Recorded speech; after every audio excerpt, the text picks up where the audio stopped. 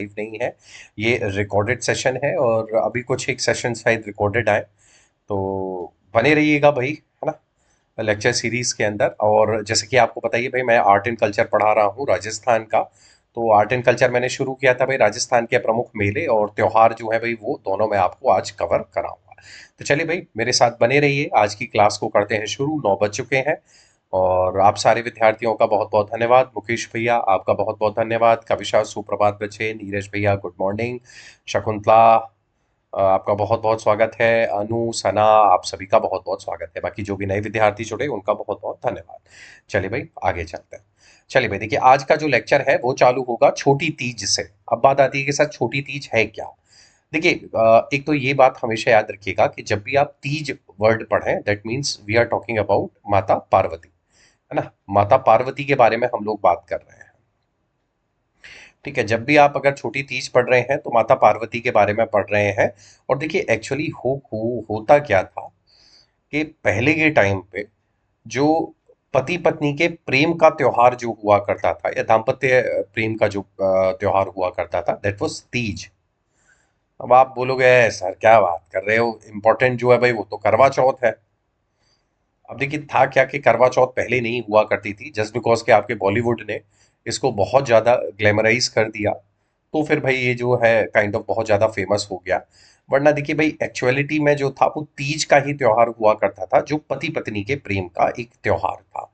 अब देखिए, मैं इसका एक बहुत ज्वलंत एक एग्जाम्पल दूं। आप अब से 2 पीढ़ी पहले जाइए अपने दादा दादी वाली जनरेशन में, और आप इमेजिन कीजिए अपनी दादी को, दादा को छलनी से देखते हुए। मैं 100% श्योर हूं कि ये संभव था ही नहीं, ये असंभव वाली बात है। दादा दादी के बीच में मतलब ऐसा तो हो ही नहीं सकता कि दादा को दादी छलनी से देख ले। अब चूंकि भैया बॉलीवुड ने बहुत ज्यादा इस तरीके का एक मान के चलिए भाई, बहुत ज्यादा शो किया, तो उसकी वजह से थोड़ा सा ये त्योहार जो है बहुत ज्यादा लाइमलाइट में आ गया, और एक्चुअल में ये त्योहार ही आगे चल के बड़ा त्योहार माना जाने लगा। अब बात आती है कि क्या सर इसका मतलब कि पहले करवा चौथ नहीं मनाई जाती थी। नहीं भाई, देखिए ऐसा नहीं है। पहले ये त्योहार मनाया जाता था, बट इसकी इंपॉर्टेंस उतनी ज्यादा नहीं थी जितनी तीज की हुआ करती थी। तो भाई प्लीज मेरे कहने से ये थोड़ा याद रखिएगा कि तीज जो है वो एक्चुअली पति पत्नी के प्रेम का त्योहार हुआ करता था, है ना। इस त्योहार में महिलाएं सिंजारा बनाती हैं। अगर आपको पता होगा, नहीं पता है तो भाई थोड़ा पढ़ लीजिएगा कि सिंजारा जो है वो तीज से रिलेटेड है, आपको जानकारी होनी चाहिए। और यहाँ से प्रश्न चूंकि बनते हैं, इसलिए आप थोड़ा पढ़ के जाइएगा। और तीज जयपुर की फेमस है ना। तीज अगर आप कभी जयपुर आओगे तो आपको पता लगेगा भाई। और छोटी तीज जो श्रावण महीने में आती है, अभी सावन का ही महीना चल रहा है जब मैं लेक्चर रिकॉर्ड कर रहा हूँ। आज तारीख है 9 जुलाई, और 9 ही बज रहे हैं अभी रात के। तो उस हिसाब से देखा जाए तो सावन का महीना चल रहा है। सावन महीने के शुक्ल पक्ष की तृतीया तिथि के दिन छोटी तीज मनाई जाती है। तो प्लीज मेरे कहने से याद कर लीजिएगा। अब सुनिए भाई, मैं समअप करूं सारी चीजों को। आपको याद क्या रखना है, आपको याद ये रखना है कि जो छोटी तीज है ये कब मनाई जाती थी। देखिए भैया, छोटी तीज जो है वो आपकी मनाई जाती थी सावन महीने में, मतलब मनाई जाती है सावन महीने में भी शुक्ल पक्ष की तृतीया को। तीज है तो तृतीया को। और मैंने आपको बताया कि जब जब हम लोग तीज की बात करेंगे, that means we are talking about Mata Parvati. और मैंने आपको इसके अतिरिक्त भी बताया कि दाम्पत्य जीवन का, ये दाम्पत्य प्रेम का एक प्रतीक हुआ करती थी भाई तीज। अब उसका मैंने कंपैरिजन करवा चौथ के साथ करके बताया, और मैंने आपको एक एग्जांपल भी दिया कि हमारी जो आज से पहले वाली जो जनरेशन्स थी ना, शायद उनमें वो सारी चीजें पॉसिबल नहीं थी जो आज बॉलीवुड में दिखाया जाता है। हाँ, ऐसा नहीं था कि करवा चौथ मनाया नहीं जाता था, करवा चौथ मनाया जाता था, बट वो शायद उतना बड़ा त्योहार नहीं था जितना अब हम लोग मनाते हैं या मानते हैं। इसके अलावा सिंजारा वाली बात भी मैंने आपको बताई भाई। देखिए यहाँ से प्रश्न आरपीएससी द्वारा पूछा जा चुका है, तो आपसे एक विनम्रता पूर्वक निवेदन, पढ़ के जाइएगा। चलिए भाई, अब चलते हैं आगे। जो इंग्लिश मीडियम वाले विद्यार्थी हैं वो यहाँ से पढ़ लीजिएगा। इसके बाद देखिए, मैंने गणेश चतुर्थी आपको हालांकि कल बता दी थी, और मैंने आपको ये भी बताया था कि जैसे सवाई माधोपुर के अंदर जो त्रिनेत्र गणेश जी का मंदिर है, वो अपने आप में एक बहुत यूनिक मंदिर है। और भादों में शुक्ल चतुर्थी को ये मनाई जाती है। वैसे सामान्य तौर पर मैं आपको बता रहा था कि चतुर्थी जो है, स्पेशली वो भी शुक्ल पक्ष वाली, वो सिर्फ एक ही चतुर्थी है जिसको हम लोग सेलिब्रेट करते हैं, और वो है भादों में शुक्ल चतुर्थी, जिसको गणेश चतुर्थी भी कहते हैं। और इस दिन आप ऐसा नहीं है कि राजस्थान में सिर्फ एक ही जगह मेला लग रहा है, सभी जगह मेला लगता है। डजंट मैटर, जहां जहां भगवान गणेश का मंदिर है वहां आप देखोगे लंबी लाइनें लगती हैं, और उस दिन का अपने आप में एक विशेष महत्व माना जाता है। बट चूंकि हम लोग सवाई माधोपुर के त्रिनेत्र गणेश जी के मंदिर के बारे में बात कर रहे हैं, तो मैंने आपको कल बता दिया था कि त्रिनेत्र गणेश जी जो है भाई, ऐसा एक मंदिर है जिसके अंदर भगवान का तीसरा नेत्र है, जो कि सामान्य तौर पर भगवान शिव के मस्तक पर अंकित है। इसके अतिरिक्त मैंने आपको ये भी बताया कि यहाँ पर भगवान गणेश की फुल फैमिली है। इसके अलावा उनकी दोनों पत्नी रिद्धि सिद्धि, दोनों पुत्र शुभ लाभ भी भाई यहाँ पर विराजमान है, जो शायद कहीं और नहीं है। और ये भी मैं आपको बता रहा था कि कैसे आपके घर में, परिवार में जब भी कोई मांगलिक कार्य किया जाता है, स्पेशली जब कोई शादी विवाह होता है, तो जो पहली चिट्ठी या ये कह लीजिए जो पहली पत्रिका होती है वो भगवान गणेश को ही समर्पित की जाती है ना। और वैसे भी आप जब गणे अपना कार्ड वार्ड छपवाते होगे तो उसमें ऊपर लिखवाते भी तो होगे ना, श्री गणेशाय नमः। ठीक है, तो जब आप लिखवाते ही हो तो भाई उस हिसाब से you have got an idea, आपको आइडिया लग गया कि भाई गणेश चतुर्थी जो है वो क्या होती है, कहाँ पे मनता है त्योहार, आपको आइडिया होना चाहिए। जैसे अब होने को तो जयपुर में भी मोती डूंगरी का मंदिर है, मोती डूंगरी वाले गणेश जी जो है उनकी भी बहुत बहुत मान्यता है। बट वही है कि ऐसा नहीं है, गणेश चतुर्थी वाले दिन तो जहां जहां गणेश भगवान के मंदिर हैं, लगभग सारी जगह भाई आपको गणेश भगवान का मेला लगता हुआ दिख जाएगा। चलिए, इसके बाद देखिए भाई एक और मेले के बारे में बातचीत करते हैं भाई, वो है गोगा नवमी का मेला। गोगा नवमी का मेला कब लगता है? भादों में कृष्ण पक्ष में नवमी को। देखिए भाई, कल की जो शाम की एमसीक्यू की क्लास थी उसमें मैंने एक क्वेश्चन पूछा भी था आपसे। देखिए, कृष्ण पक्ष की अष्टमी को आता है भगवान कृष्ण का जन्म, तो उसको बोलते हैं कृष्ण जन्माष्टमी। ठीक है, और उसके एक वेरी नेक्स्ट डे भगवान गोगा जी महाराज जो थे उनका जन्म हुआ था, इसलिए गोगा नवमी मनाई जाती है। इस दिन हल को राखी बांधी जाती है, और देखिए 9 गांठें बांधी जाती हैं, ये नहीं, ये तो चलिए इंपॉर्टेंट नहीं है, बट बहुत इंपॉर्टेंट बात ये कि यहाँ से प्रश्न बनता है। आरपीएससी ने क्वेश्चन पूछा था कि निम्न में से कौन से लोक देवता की हल को राखी बांधी जाती है? तो भैया हमारे गोगा जी महाराज को बांधी जाती है, याद रखिएगा। और इनका मेला कहाँ लगता है? इनका मेला लगता है दीदरवा चूरू, और इसके अलावा गोगा मेड़ी हनुमानगढ़ में हर वर्ष इनका मेला लगता है। भाई ये थोड़ा इंपॉर्टेंट बात है ना। दीदरवा, गोगा मेड़ी, इनके जीवन से कैसे जुड़े हुए हैं, क्या पूरी घटना थी, कैसे गोगा जी महाराज के जीवन में एक पूरा एक घटनाक्रम चलता है, भाई उसके लिए थोड़ा ऐसा इंतजार कीजिएगा। अभी मैं आपको आने वाली क्लासेस के अंदर भाई गोगा जी महाराज जो हैं उनके बारे में बताऊंगा, तो तब तक थोड़ा सा धैर्य बना के रखें, गोगा जी महाराज आगे हम लोग पढ़ेंगे। अब देखिए, मैं आपको एक और बात बताऊं, आपको भी जब मैंने आर्ट एंड कल्चर पढ़ाना चालू किया तो मैंने आपको मेले और त्योहार क्यों पढ़ाए, उसके पीछे उद्देश्य भाई मेरा ये था। मैं आर्ट एंड कल्चर कहीं से भी शुरू कर सकता था, बट मुझे लगता था कि अगर मैं आपको थोड़ा बेसिक जानकारी दे दूंगा, जैसे मैं आपको एटलीस्ट डेट्स वगैरह, यानी कि जो हिंदी में तारीखें होती हैं वो आपको अगर बता सकूं ना, तो उसका फायदा ये होगा कि आपको चीजें जो है वो बेहतर तरीके से समझ आएंगी। और बेहतर तरीके से समझ आएंगी तो उससे क्या होगा कि आप जैसे आगे चल के, जैसे गोगा जी महाराज का जन्म कहाँ हुआ और वो सब कहाँ हुआ, तो उन डेट्स को भी बहुत अच्छे से याद रख पाओगे। इसके अतिरिक्त एक और रीजन था भाई ये तीज त्योहार और मेले आपको बताने का, कि कहीं ना कहीं इंसान जो है जिन चीजों को देखता है ना, उनसे इंसान की कनेक्टिविटी थोड़ी ज्यादा होती है। अब चूंकि त्योहार और मेले एक ऐसी चीज है भाई, जो कि राजस्थान के आप कोने में कहीं भी रह रहे हो, डजेंट मैटर, किसी भी कोने में आपने कोई ना कोई तीज त्योहार, कोई मेला, ये तो हमेशा सारे लोगों ने देखे ही होता है। तो उस हिसाब से भी आपका थोड़ा सा क्या है, एक टॉपिक ऑफ इंटरेस्ट था, तो वहां से मैंने शुरू किया। तो भाई प्लीज आप मेरे साथ बने रहिए, आपको मजा आएगा इस लेक्चर को पढ़ने में। हमने गोगा नवमी के बारे में जाना कि कैसे गोगा नवमी भादों में कृष्ण पक्ष की नवमी को मनाई जाती है। इस दिन किसान जो होते हैं वो हल को राखी बांधते हैं, जिसको राखड़ी भी कहते हैं। कितनी गांठें होती हैं, कितनी नहीं, भैया देखिए वो आरपीएससी ने कभी पूछा है नहीं। मेला दीदरवा चूरू के अंदर गोगा मेड़ी हनुमानगढ़ में लगता है, और दोनों ही धर्म के लोग जो हैं भाई इसको मानते हैं काफी ज्यादा। ठीक है, चलिए भाई अब चलते हैं आगे। इसके बाद हम लोग जो अगला मेला पढ़ने वाले हैं भाई वो है पुष्कर मेला। देखिए, पुष्कर मेला कब लगता है? ये लगता है भाई कार्तिक पूर्णिमा को। अब देखिए, इस मेले की सबसे बड़ी बात क्या है कि ये मेला बहुत बहुत ज्यादा फेमस है। अभी कितना फेमस है, इसका फेम का अंदाजा मैं आपको ही बताऊं। देखिए, मैं कल भी बता रहा था, आप कहीं भी चले जाइए, आप अपने घर के जो भी कैलेंडर्स वगैरह देखोगे उनमें, आप घर के कोई भी अब पोस्टर कोई भी लगा हुआ हो, उन सारी जगहों पे आप एक मेले का पोस्टर जो है वो जरूर से देखोगे, वो है पुष्कर मेला। या ये कह लीजिए कि अगर इवन आरटीडीसी यानी कि राजस्थान टूरिज्म डिपार्टमेंट भी अगर किसी मेले को सबसे ज्यादा प्रमोट कर रहा होता है तो वो आपका पुष्कर मेला, और बहुत बड़ी संख्या में वाकई देशी विदेशी पर्यटक यहाँ पर आते हैं। जानकारी है तो अच्छी बात है, नहीं जानकारी है तो भाई देखिए एक बात तो प्लीज श्योरिटी से याद कर लीजिएगा कि मेला लगता कब है। मेला लगता है भाई आपकी कार्तिक पूर्णिमा को। और इस दौरान भाई बहुत सारे लोग आते हैं, ऐसी बात नहीं, हिंदुओं में भी अपनी एक अलग इंपॉर्टेंस है। ऐसा माना जाता है कि पुष्कर झील में अगर स्नान किया जाए इस मेले के दौरान, तो आपकी जो भी, जाहिर सी बात है भाई, पाप नष्ट हो जाते हैं।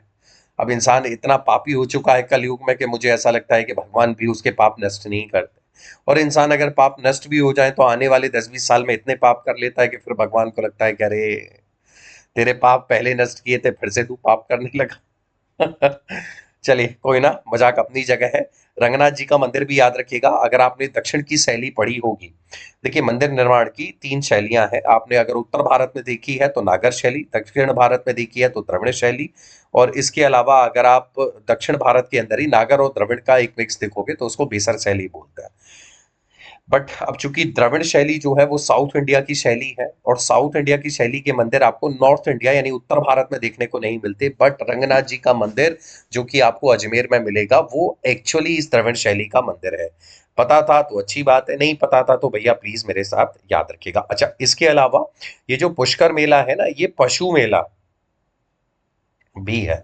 और आपने एक बात नोटिस करी होगी कि जब भी पुष्कर मेला लगता है तो बहुत सारे पशु आते हैं, है ना, और कंपटीशन कराया जाता है, और जो भी श्रेष्ठ नस्ल के पशु होते हैं भाई उनको पुरस्कार भी दिया जाता है। अच्छा, इसका एक मैं बहुत सिंपल एग्जांपल बताऊं। आपने बहुत सारे वो फोटोज देखे होंगे जिसमें एक व्यक्ति होते हैं और उनकी बड़ी बड़ी मूछें होती हैं, और आपने वो देखा होगा कि बहुत सारे फॉरेनर्स जो हैं वो आकर उनकी मूछों के साथ जो है फोटो खिंचा रहे होते हैं। तो वो आपने इस फेस्टिवल में तो खूब ही देखा है। मैंने तो बचपन में एटलीस्ट यही देखा है। आपने नहीं देखा है तो भाई आपने इसका मतलब चीजें कर दी मिस। खैर कोई ना, मेरे कहने से ही याद कर लीजिएगा पुष्कर मेला कहाँ लगता है। पुष्कर के अंदर अजमेर में। कब लगता है? कार्तिक पूर्णिमा को लगता है। ये एक पशु मेला भी है, इतना याद रखना है। इसके अलावा मैंने आपको रंगनाथ जी के मंदिर के बारे में बताया कि कैसे भाई रंगनाथ जी का मंदिर जो है वो आपको द्रविड़ शैली के अंदर भी मिल जाएगा। इसके अतिरिक्त आपको नागर शैली के मंदिर जो है वो सामान्य तौर पर उत्तर भारत में मिलते हैं, किंतु ये एकमात्र ऐसा मंदिर है जो कि आपको द्रविड़ शैली के अंदर मिलेगा, जो रंगनाथ जी का मंदिर है ना। और भी अगर आप पुष्कर मेला देखने के लिए जाओगे तो पुष्कर में स्नान करने के लिए जाओगे, आप वहां पर भगवान ब्रह्मा जी का मंदिर देखोगे। ब्रह्मा जी की क्या कहानी है वो आप सारे लोगों को पता ही है। नहीं पता है तो भाई आपने इंटरनेट का सदुपयोग करिएगा, आपको कहानी मिल जाएगी भगवान ब्रह्मा की। चलिए आगे चलते हैं। इसके अलावा देखिए भाई एक और जो मेला बहुत इंपॉर्टेंट है, जहां से आरपीएससी सामान्य तौर पर अक्सर प्रश्न बनाती है, एक तो पुष्कर, वहां से प्रश्न बनता है, एक भाई शीतला माता के मेले से अक्सर बनता है। पहला तो प्रश्न यही है कि कहाँ पे लगता है, तो जयपुर जिले के चाकसू तहसील में लगता है भाई। और टू बी प्रिसाइज शील की डूंगरी नाम की जगह है ना, इंगरी नहीं डूंगरी, शील की डूंगरी नाम की जगह है भाई, जहां पे शीतला माता का मंदिर बना हुआ है। और यहीं पर प्रतिवर्ष शीतला अष्टमी जो कि चैत्र में आती है भाई, तब ये मेला लगता है। चैत्र में मेला लगता है। बहुत बहुत ज्यादा फेमस मेला है। और जैसे कि आप शीतला माता के बारे में जब आप पढ़ोगे तब आपको पता चलेगा। बहुत सारी बातें आप पढ़ते हो शीतला माता के बारे में कि कैसे भाई कुम्हार जो लोग हैं वो शीतला माता के पुजारी होते हैं, शीतला माता का वाहन गंधर्व है, और भी बहुत सारी बातें जो है वो शीतला माता से रिलेटेड पढ़ेंगे। अच्छा, इसके अलावा शीतला माता के बारे में देखिए यूनिक बातें क्या हैं कि बच्चों की संरक्षिका मानी जाती है माता। ना केवल बच्चों की संरक्षिका मानी जाती है बल्कि ऐसा बताते हैं कि अगर आप, ऐसी कोई महिला है भाई जिनको कोई बच्चा नहीं हो रहा है, तो वो अगर शीतला माता की पूजा कर ले तो ऐसा बताते हैं कि माता ना केवल उनके बच्चों की रक्षा करती हैं बल्कि उनको मतलब बच्चे होने का भी आशीर्वाद देती है, जो कहीं ना कहीं हद तक भाई काफी फलीभूत होता भी है। तो काफी ज्यादा मान्यता है, तो भाई प्लीज मेरे कहने से याद कर जाइएगा। जयपुर जिले के चाकसू तहसील के गांव है शील की डोंगरी, जिसके अंदर आपको शीतला माता का मंदिर मिल जाएगा। कब मेला लगता है? तो इनका मेला प्रतिवर्ष चैत्र माह में शीतला अष्टमी को लगता है। अब बात आती है कि क्या सर ये इंपॉर्टेंट है? याद करना भाई बहुत इंपॉर्टेंट है।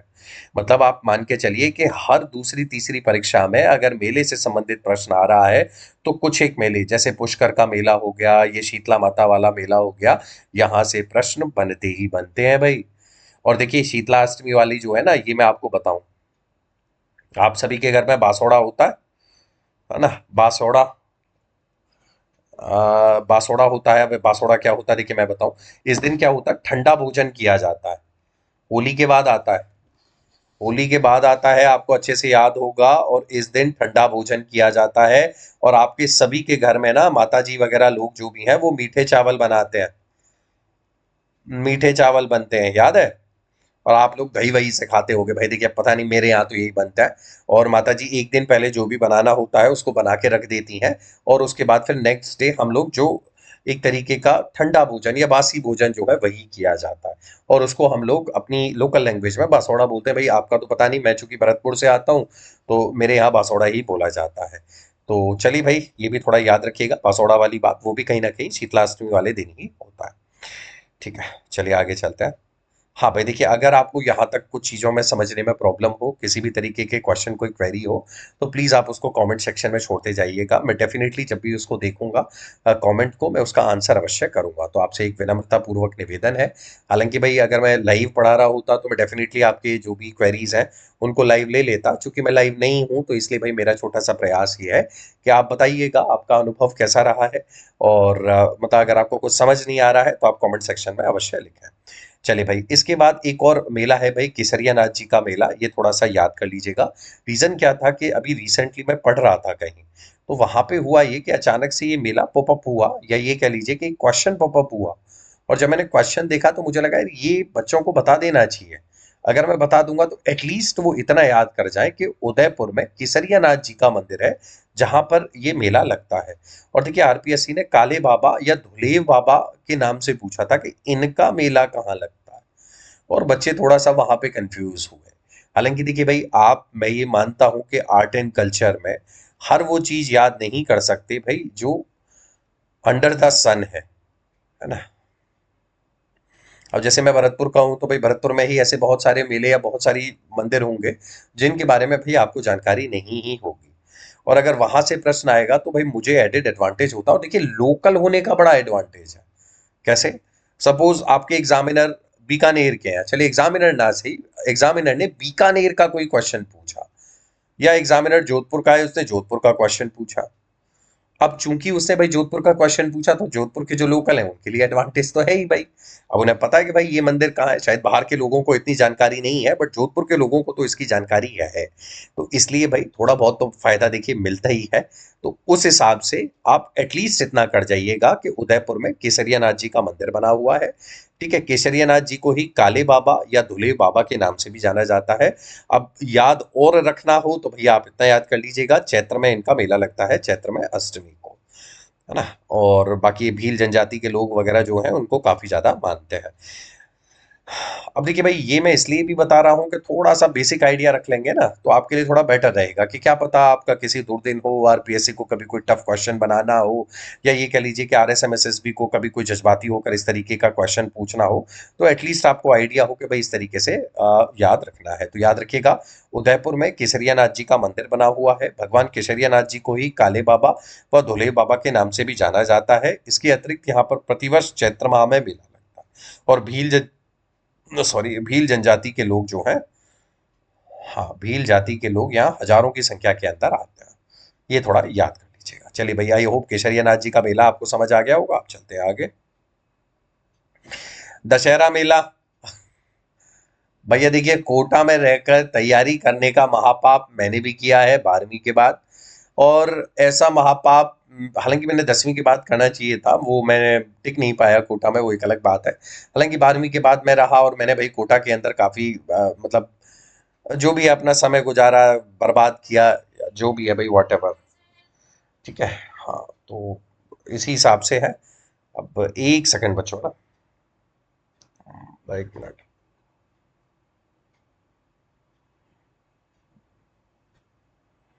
तो बच्चों, एक मिनट है ना। हाँ, हाँ। अरे, मैंने वो भेजा था ब्लड प्रेशर।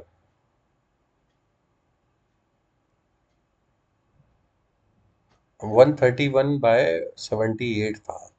और सही था वो ऑलमोस्ट, क्योंकि वो क्या हाथ हिला रहे थे उसमें। हाँ, मैंने ही नापा था, थोड़ा वो बदतमीजी भी कर रहे थे, बट कोई ना, मैं नाप दिया था। हाँ, मुझे तो धमकाने में पूरा उनमें जान आई जाती है। नहीं, मुझे डांटने में तो बिल्कुल नहीं। अब चलो कोई ना, मैं अभी क्लास रिकॉर्ड कर रहा हूँ, है ना।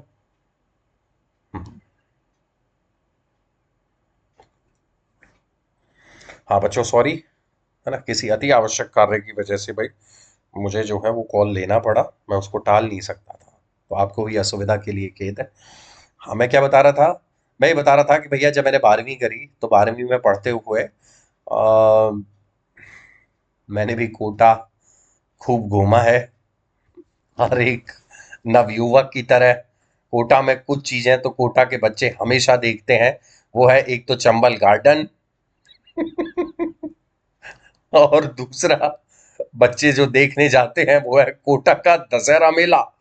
बहुत फेमस है भाई। अब ये फेमस है, ऐसा मुझे कोई बहुत ज्यादा स्पेशल तो प्रतीत नहीं हुआ, बट ठीक है भाई, या तो बुद्धि नहीं थी पहले या जो भी है। बट हाँ भाई, ये बात तो मानना पड़ेगा आपको कि कोटा का मेला बहुत ज्यादा फेमस है। या तो भाई भारत में मैसूर का मेला फेमस है, या आप कह लीजिए कोटा के अंदर आपको कोटा का दशहरा मेला मिल जाएगा। तो भाई प्लीज मेरे कहने से याद कर लीजिएगा, कोटा में एक वीक के लिए लगता है, ऐसा नहीं एक वीक के लिए, वो तो एक्सटेंड होता रहता है। बट हाँ इतना है कि कोटा में एक सप्ताह के लिए मेला भरता है भाई ये, और भारत के प्रसिद्ध मेलों में से एक है। इसके अतिरिक्त भाई यहाँ पर रामलीला का भी मंचन किया जाता है। स्वाभाविक सी बात है भाई, दशहरा मेला हो और उसके अंदर रामलीला ना हो, प्रभु श्री राम की कहानी ना हो, तो असंभव वाली बात है। खैर कभी कोटा जाना हो देख कर आइएगा और जान लीजिएगा, ठीक है। हाँ, कोटा का मेला फेमस है, एटलीस्ट इतना याद रखें। इसके अलावा राधाष्टमी का मेला, अब देखिए भैया ये क्वेश्चन ना मैंने कल आपको एमसीक्यू की क्लास में शाम को पूछा था, और मेजोरिटी स्टूडेंट उसको गलत कर रहे थे, तो बच्चों प्लीज याद कर लीजिएगा। राधाष्टमी जो है वो भादों की शुक्ल पक्ष की अष्टमी को आती है, और भादों की कृष्ण पक्ष की अष्टमी को कृष्ण जन्माष्टमी आती है, क्या आती है, चलिए भाई वो आप कमेंट सेक्शन के अंदर मुझे बताइएगा, है ना। और राधा जी के बारे में, जीवन उनका जब जन्म हुआ था तो आपको पता है राधा जी शायद बड़ी थी भगवान कृष्ण से, कुछ ऐसी कहानी है, I am not 100% sure, but कुछ कुछ ऐसा ही है। और ऐसा बताते हैं कि जब भगवान कृष्ण ने स्पर्श किया माता राधा को, उनका हाथ पकड़ाया जो भी है, तब जाकर कहीं माता राधा जो थी उन्होंने अपने नेत्र खोले थे। कुछ ऐसी कहानी है उनकी, मुझे जहां तक याद है। खैर चलिए भाई, कहानी आपको याद नहीं रखनी है, आपको इतना याद रखना है कि राधाष्टमी भादों में ही आती है, और वो भी शुक्ल पक्ष की अष्टमी को आती है।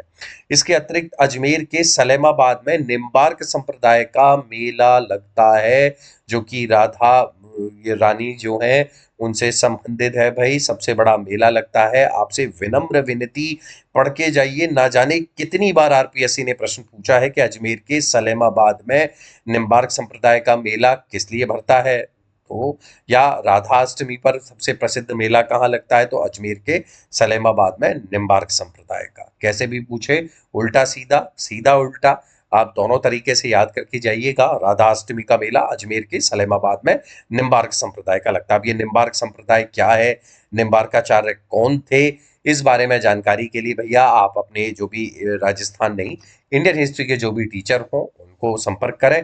और अगर नहीं भी समझ आ रहा, आपको जानने की क्यूरियोसिटी है, तो मेरा टेलीग्राम चैनल है समरजीत 17, उसको ज्वाइन करिएगा। उसको ज्वाइन करने के बाद आप वही वहां पर मुझे बता दीजिएगा, है ना। या फिर मेरा एक और ग्रुप है लर्नर करके, हाँ वो पेड ग्रुप है भाई, अगर जिसमें जो जुड़े हुए हैं तो ठीक है, बट अगर कोई जुड़ा नहीं हुआ है तो भाई वो तो पेड ग्रुप है, आप उसमें फिर अब थोड़ा आपको ज्वाइन करना पड़ेगा मेरा चैनल, है ना। उसके बाद ही आप जुड़ पाएंगे भाई वहां पे, और वहां पे आप क्वेश्चन हालांकि मुझसे पूछ सकते हैं। चलिए भाई, इसके अलावा भोजन थाली मेला, ये मैं आपको कल बता ही चुका हूँ, है ना। क्वेश्चन मैंने कल पूछ भी लिया था, भादों में शुक्ल पंचमी को लगता है भोजन थाली मेला। और भोजन थाली मेले के बारे में देखिए, इसके बारे में ऐसा था कि एक बार, चूंकि कामा जो क्षेत्र है वो कामवन वाला क्षेत्र है। अब ये कामवन क्या था, देखिए भगवान कृष्ण के जीवन के अंदर भगवान कृष्ण ने जो ब्रज क्षेत्र है ना, उस पूरे ब्रज क्षेत्र के अंदर विचरण किया। भाई जाहिर सी बात है, उन्हीं की कर्म भूमि थी, तो उन्हीं के ब्रज क्षेत्र के अंदर एक जगह है जिसको आज, पहले कामवन बोलते थे, आजकल कामा बोलते हैं ना, उसी शब्द से बना है ये। अब तो खैर डीग जिले के अंदर में आता है, पहले भाई भरतपुर के अंदर में आता था। और यहाँ पे ऐसा बताते हैं कि एक बार भगवान कृष्ण अपने जो भी साथी थे उनके साथ रास्ता भटक गए थे। तो जब रास्ता भटक गए तो भाई बहुत देर हो गई, तो भूख लगी, तो भूख लगने पर उन्होंने एक ही थाली में बैठकर सभी ने खाना खाया था। तो जब भगवान कृष्ण ने उस एक थाली में बैठकर खाना खाया ना, तो उसी पर्टिकुलर इंसिडेंट को कमेमोरेट करने के लिए, या ये कह लीजिए कि उसको सेलिब्रेट करने के लिए कि भगवान कृष्ण आए और उन्होंने एक ही थाली में भोजन खाया, तब से ये मेला जो है भोजन थाली मेला हमारे यहाँ लगता है। और भाई ये भादों में शुक्ल पंचमी को लगता है और ये ब्रज संस्कृति से जुड़ा हुआ है ना। जानकारी होगी। देखिए कामा के अंदर अगर आपको याद हो तो कुछ दिन पहले भी ये जो कामा और इसके आसपास का क्षेत्र है बहुत ज्यादा न्यूज में रहता है ना। और आप कभी अरावली पर्वत श्रृंखला वगैरह से रिलेटेड भी पढ़ोगे तो यानी खनन वनन को लेकर काफी ज्यादा न्यूज में रहता है। तो अगर पता है तो अच्छी बात है, नहीं पता है तो भाई एटलीस्ट मेरे कहने से ये बात थोड़ा याद कर जाइएगा, है ना। कि भोजन थाली मेला कामा में लगता है। और एक बार मुझे याद है जब मैं छोटा था तो पानी की टंकियों के ऊपर लोग बैठकर, यहाँ पे दंगल होता है शायद, इसी भोजन थाली मेले की घटना है, दंगल हो रहा था और दंगल के दौरान लोग ना उस पानी की टंकी पर बैठकर देख रहे थे और वो पानी की टंकी टूट गई। बहुत सारे लोग उस हादसे के अंदर मारे गए थे। वो इसी भोजन थाली मेले का ही इंसिडेंट है। ठीक है, चलिए आगे चलता है।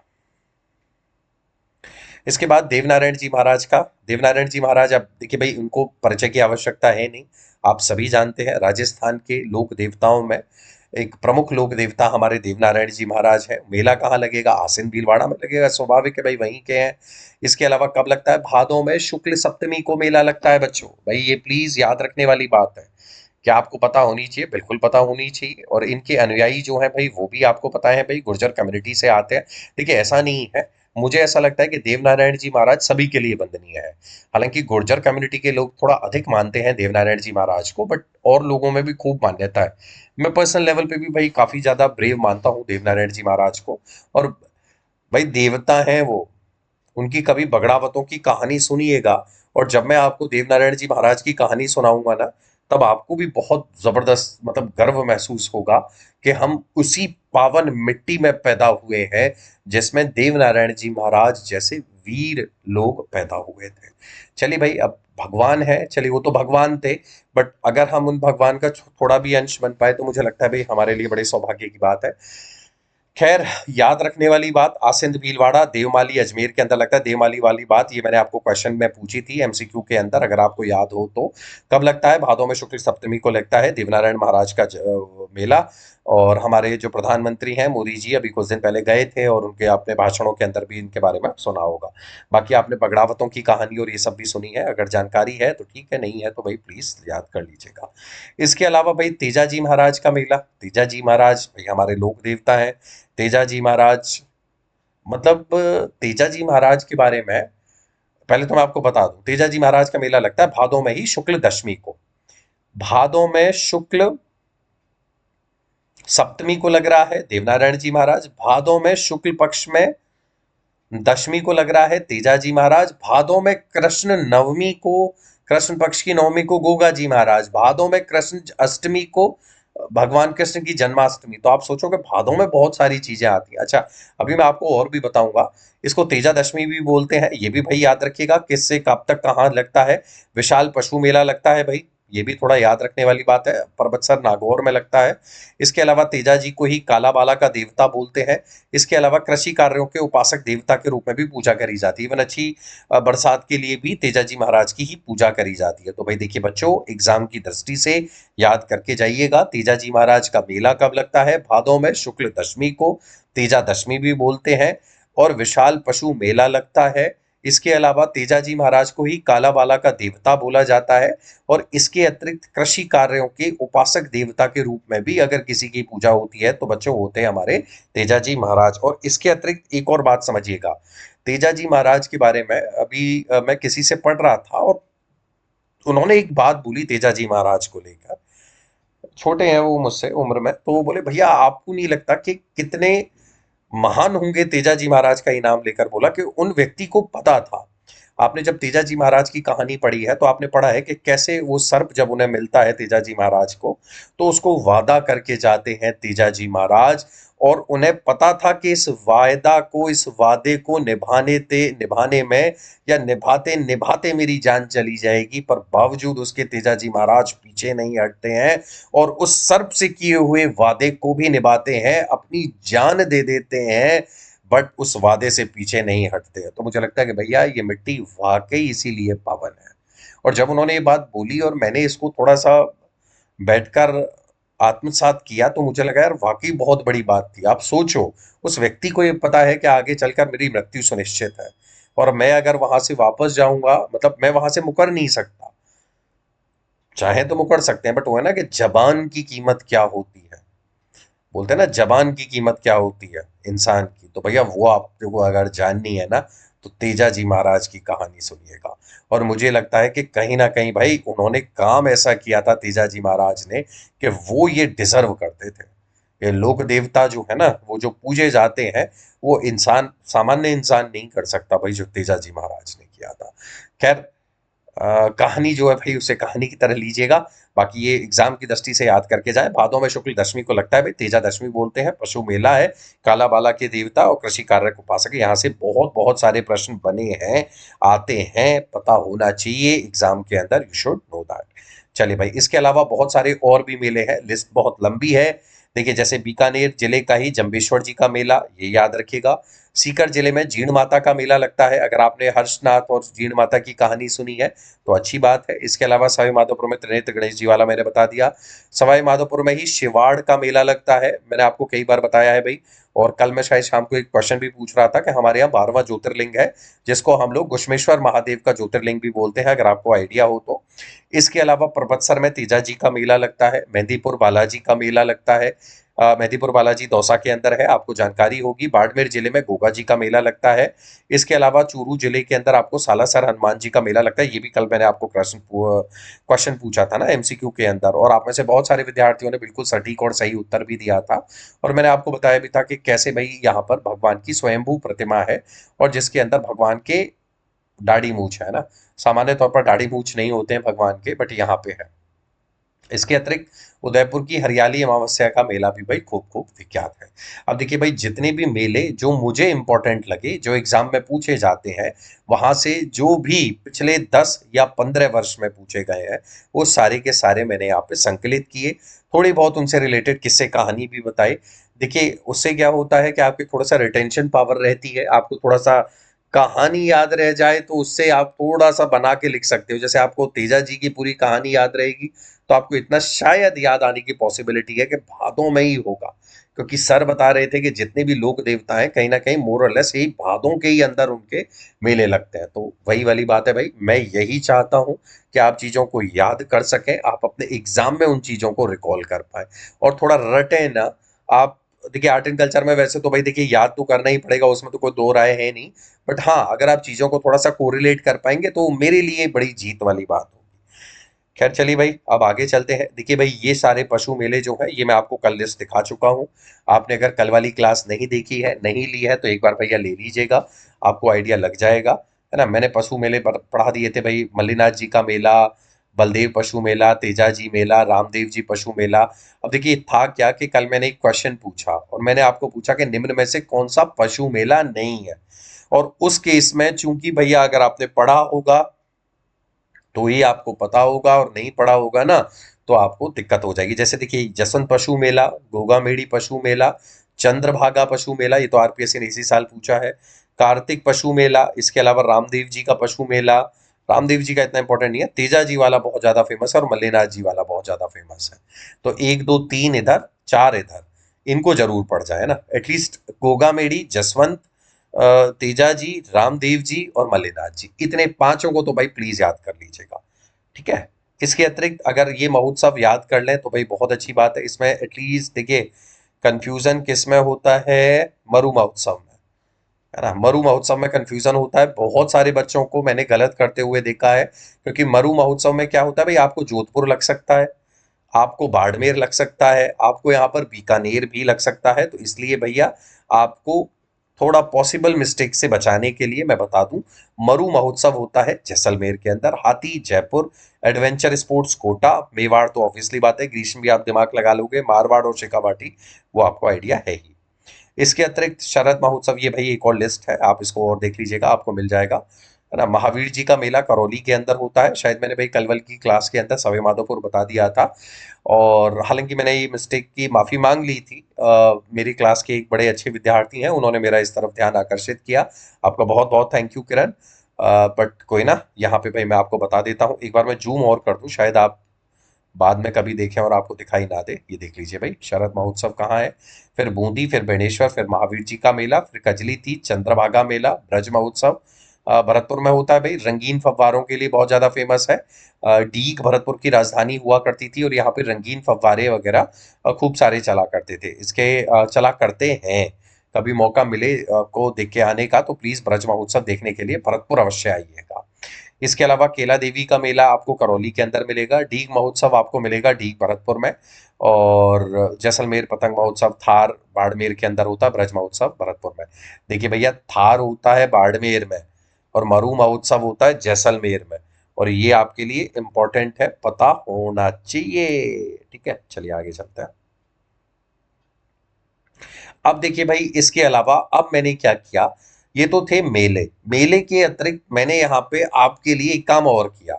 जो प्रमुख त्योहार है ना उनकी भी एक लिस्ट जो है वो तैयार करी और वो लिस्ट मैं आपके लिए यहाँ लेकर आया हूँ। उन त्योहारों को हम लोग क्विकली देखेंगे जल्दी जल्दी, जिससे कि आपको पता रहे। जैसे चैत्र में यानी कि मार्च और अप्रैल का महीना होता है, इसमें पहला त्योहार होता है भाई धुलेड़ी का और वो होता है काइंड ऑफ आपके भाई ऑब्वियसली बात है होली को बोलते हैं। अच्छा, होली हमारे यहाँ बहुत ज़्यादा फेमस है, बहुत सारी अलग-अलग जगहों की फेमस है। और देखिए जिस तरीके की पूरे भारत में ब्रज की होली बहुत ज़्यादा फेमस है, उसी तरीके से बच्चों पूरे राजस्थान में बीकानेर की होली बहुत ज़्यादा फेमस है।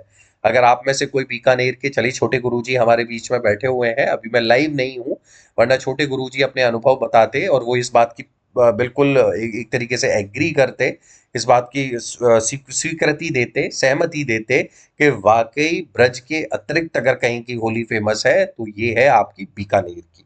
जानकारी है तो अच्छी बात, नहीं है तो भाई थोड़ा याद कर लीजिएगा। ब्यावर की होली भी फेमस है। एक कोड़ामार होली तो आपको पता ही है। इसके अलावा भिनाई की होली फेमस है, बाड़मेर की होली फेमस है ना। और बाकी देखिए मैंने बीकानेर का नाम स्पेशली आपके लिए इसलिए लिया क्योंकि सुजस मैगजीन जो थी जो पिछले साल आई थी उसके अंदर ये बाल्टी मार और डेगची मार होली काइंड ऑफ उसका वर्णन भाई बहुत अच्छे से विस्तार से कर रखा था। अब बात आती है कि सर ये बाल्टी मार में क्या करते, पानी भर के बाल्टी मार देते। ऐसे नहीं है भाई, बाल्टी का पानी जो है वो दूसरे व्यक्ति के ऊपर मारा जाता है और वो भी इस तरीके से कि लगे ना। खैर, शीतलाष्टमी, अब देखिए भाई शीतलाष्टमी के बारे में मैं आपको बता के आया हूँ।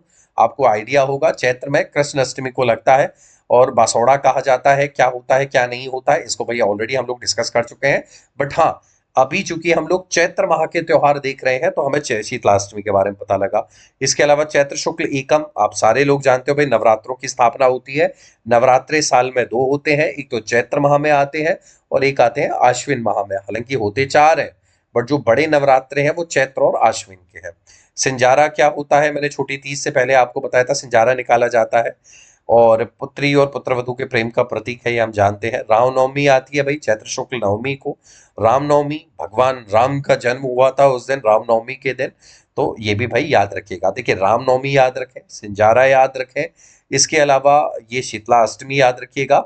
बाकी हो सके तो भाई होली वाली जो बात है ये भी थोड़ा याद रखिएगा। आगे चलते हैं।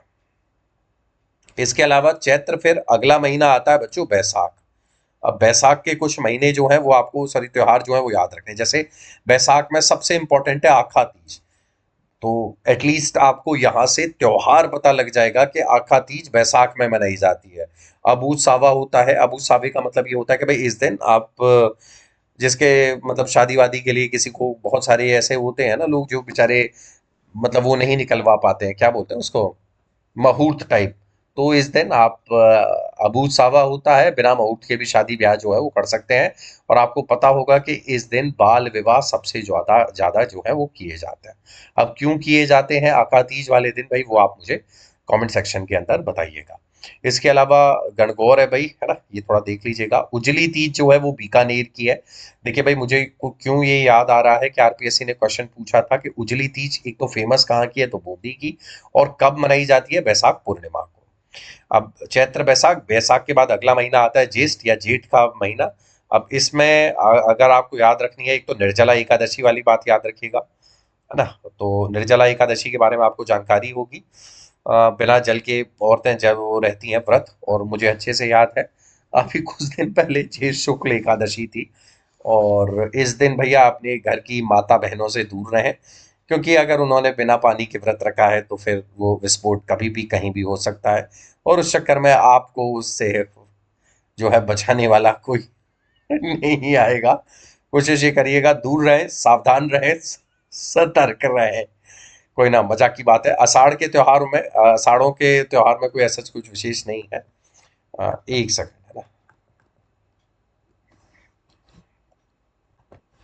एक सेकंड। अब ये सावन के त्योहार जो है भाई, ये नाग पंचमी और हरियाली अमावस्या है ना। हरियाली अमावस्या बहुत ज्यादा फेमस है, इसके बारे में पता मैंने पहले भी बता दिया है। अच्छा, सावन के बाद आता है भाई भादों। अब भादों के अंदर देखिए भाई कितने त्योहार हैं। पहला तो बड़ी तीज है, भादों में कृष्ण तृतीया को आता है। छोटी तीज अभी आप पिछली स्लाइड पे पढ़ के आए हो, बड़ी तीज आप भादों में पढ़ रहे हो। अब बड़ी तीज मैंने बताया ना, तीज जो है बस उसका एक मतलब समझ जाइएगा कि जहां कहीं भी तीज लिखा हो दैट मीन्स कि भगवान शिव और माता पार्वती के बारे में है, ठीक है। भादों में आती है। इसके अलावा हल षष्ठी आती है। अब हल षष्ठी क्या है भाई, भादों में ही आती है। कृष्ण षष्ठी यानी कि भादों में कृष्ण पक्ष की छठवीं तारीख को भगवान कृष्ण के बड़े भैया बलराम का जन्म हुआ था। प्लीज याद रखिएगा, ये कृष्ण षष्ठी जो है इसको उपछठ और बनाया जाता है। वो उपछठ क्या होती है क्या नहीं होती है वो तो खैर मतलब जानना हो तो जान लीजिएगा, बट हल षष्ठी वाली बात याद कर जाइएगा, क्योंकि मुझे क्यों याद आ रहा है कि ये प्रश्न भाई मैंने कहीं पे देखा है। तो प्लीज मेरे आपसे विनती है, इसको याद कर लीजिएगा। और भादों में कृष्ण अष्टमी को तो जन्माष्टमी मनाई जाती है ना। हम्म, शक्कर पीर बाबा का उर्स भी भादों में ही लगता है। गोगा नवमी आप जानते ही हो भाई, अष्टमी के वेरी नेक्स्ट डे गोगा नवमी आती है। आप बछ बारस वाला क्वेश्चन पूछ रखा था भाई। बछ बारस वाला क्वेश्चन जो है वो आरपीएससी ने पूछा था कब मनाई जाती है, तो भैया विनम्रता पूर्वक निवेदन, भादों में कृष्ण बारस को मनाई जाती है। और इस दिन क्या है, इस दिन गाय के दूध का सेवन नहीं किया जाता और गाय का दूध केवल बछड़े को पिलाया जाता है, ठीक है। और भी बहुत सारे खाने वाने की चीजें जो है वो देखी जाती हैं। सतिया अमावस्या, हरतालिका तीज, ये गणेश चतुर्थी वाली बात मैंने आपको पहले भी बताई थी कि चतुर्थी सामान्य तौर पर नहीं मनाई जाती है। गणेश चतुर्थी स्वयं में अपना एक अपवाद है, तो भाई प्लीज याद रखिएगा। लड़कियों को संजारा होता है ना, गणेश मेला वगैरह इस दिन वो है रखा जाता है। ये देखिए, ये एक मच्छर था जो भाग गया, बट कोई ना। हाँ, ऋषि पंचमी ये थोड़ा याद रख लीजिएगा। ऋषि पंचमी वाला क्वेश्चन भी शायद मैं आपको कल शायद एमसीक्यू की क्लास में पूछ रहा था कि कौन सा ऐसा समाज है भाई जो ऋषि पंचमी को राखी मनाई जाती है, तो भैया वो माहेश्वरी समाज है। ये आपकी आंखों के आगे लिखा भी है। इसके अलावा भादों में शुक्ल पक्ष की अष्टमी को राधा अष्टमी जो है वो मनाई जाती है ना। तो अगर मैंने वो कहानी भी बताई थी माता राधा की, आपको जानकारी होगी। इसके अलावा कार्तिक के जो त्योहार है, यानी कार्तिक महीने में आती है भाई करवा चौथ, यानी कि कार्तिक की कृष्ण पक्ष की चतुर्थी को। और मुझे नहीं लगता कि भाई क्लास में ऐसा होगा कोई जिसको करवा चौथ बताने की आवश्यकता है। हाँ, अहुई अष्टमी शायद आपको नहीं पता हो। बच्चों, कार्तिक में ही कृष्ण अष्टमी को अहुई अष्टमी आती है और इस दिन माताएं जो है वो अपने पुत्रों के लिए काइंड ऑफ इस व्रत को रखती हैं। और अब आप बोले कि नहीं सर, पुत्री के लिए कोई व्रत नहीं है। मुझे माफ कर भैया, मैंने तो रखे ना। मतलब मैं तो कोई ऐसा हूं नहीं भाई जिसने ये नियम कायदे कानून बनाए हैं। हाँ, आपको रखवाना है तो आप कोई व्रत अपना अलग से बनवा लीजिएगा।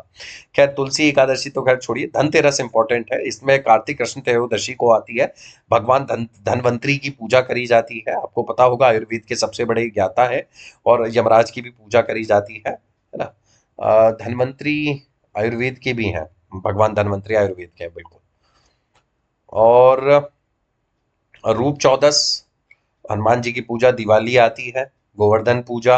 ये तो भाई आप सभी को पता है ना, गोवर्धन पूजा के दौरान अन्नकूट बनता है। राजस्थान के लगभग हर एक घर में दाल बाटी चूरमा बनता है भाई। खूब बनता है मेरे यहाँ, मैं खूब खाता हूँ, मुझे खूब पसंद है।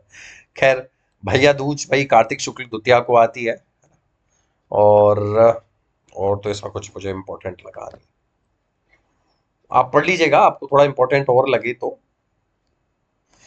देवउठनी ग्यारस भी आती है भाई कार्तिक पक्ष में ही। देवउठनी ग्यारस का मतलब ये है कि भाई देव शयन के लिए चले जाते हैं। इस दौरान भाई कार्तिक माह में जो है देव उठते हैं। कार्तिक पूर्णिमा आती है। कार्तिक पूर्णिमा को पुष्कर का मेला लगता है, वो आपको जानकारी होगी, एक बार देख लीजिएगा। इसके अलावा कार्तिक के बाद आता है भाई मार्गशीर्ष। मार्गशीर्ष में सच कुछ इंपॉर्टेंट है नहीं। पौष में भी ऐसा कोई इंपॉर्टेंट नहीं है। गुरु गोविंद सिंह जी की जरूर जयंती आती है।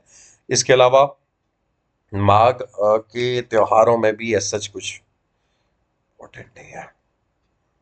और गुप्त नवरात्रि, बसंत पंचमी थोड़ा याद कर लीजिएगा, माघ में आती है, माघ शुक्ल पंचमी को, है ना। और फागुन में भगवान शिव की शिवरात्रि आती है, आपको जानकारी होगी। और ननिहाल से खिलौने कपड़े हमारे तो नहीं आए कभी। मामा जी को फुर्सत होती तो लाते। चलिए खैर कोई ना, मामा जी के अधिक किस्सों के लिए संपर्क करें। हाँ यही है भाई, फागुन का अंतिम त्योहार कहीं ना कहीं भाई फिर वो आपका होली होली और वो सब होता है। तो यही है भाई। अब देखिए भाई, मैंने से पूरा पूरा प्रयास कुछ बताने का, जो भी कुछ मुझे आता था, जो एग्जाम की दृष्टि से मुझे इंपॉर्टेंट लगा, वो लगभग मैंने आपको सारी बातें बताई हैं। ये लेक्चर भाई बहुत लंबा नहीं रहेगा, ये 46 मिनट्स का ही है ऑलमोस्ट। और मेरा ये प्रयास था कि भाई आपको जितना हो सके उतना ज़्यादा अधिक बता सकूं। तो आप बताइएगा भाई आपका अनुभव कैसा रहा। राजस्थान के जितने भी मेले और त्योहार हैं वो ऑलमोस्ट मैंने भाई सारे आपको पढ़ा दिए हैं। तो बताइएगा भाई आप लोगों को कैसा लेक्चर लगा, आपका अनुभव कैसा रहा।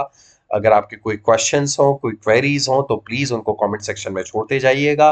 और अपनी जो भी भाई हो क्वेरीज हो मेरे को बता दीजिएगा। और अगर ज़्यादा क्वेरीज हैं, आपको लगता है कि नहीं सर यहाँ पे एड्रेस नहीं हो पाएंगी, तो आप मेरा टेलीग्राम चैनल समरजीत 17 उसको ज्वाइन भी कर सकते हैं। और टेलीग्राम चैनल के अतिरिक्त भाई मेरा एक और चैनल है भाई, जो सॉरी एक और ग्रुप है जो कि एक तरीके का प्राइवेट ग्रुप है भाई, जिसमें परीक्षा वरीक्षा मैं मेंस आंसर राइटिंग की प्रैक्टिस भी कराता हूँ और वो सब कराता हूँ। बट वो पेड है भाई, उसके लिए आपको पे करना पड़ेगा, आपको मेरे यूट्यूब चैनल ज्वाइन करना पड़ेगा, उसको एक्सेस आप तभी कर सकते हैं। ठीक है, उसकी फिर एक निश्चित फीस है जो आपको पे करनी पड़ेगी।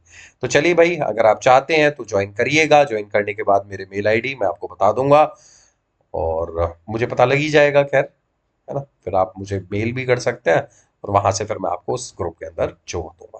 तो चलिए भाई, तब तक के लिए लेता हूँ विदा। आपसे मिलूंगा आज शाम को एमसीक्यूज के साथ। तो मुझसे जुड़िएगा जरूर, आइएगा जरूर। आपका सभी का दिन शुभ हो। Have a great day. Bye bye.